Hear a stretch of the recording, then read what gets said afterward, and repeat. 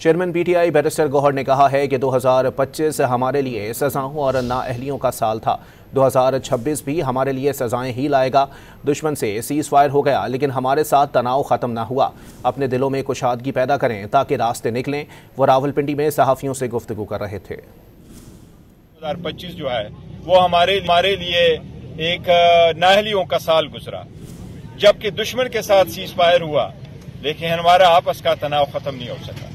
और अफसोस के साथ हम 2026 में एंटर हो रहे हैं, लेकिन 2026 भी ऐसा ही लग रहा है कि वो भी नाअहलियों और कन्विक्शनों का हाल हो। गौर साहब में से मैं किसी से भी कहूं क्या हम विक्टिम नहीं बन रहे हैं, तो आप कहोगे कि यस। आप नहीं चाहते। मेरे पास जो मैसेजेस आ रहे हैं, 99% पाकिस्तान ये कह रहा है कि अब इस हालात, इस मुल्क को इस क्राइसिस से निकलना चाहिए।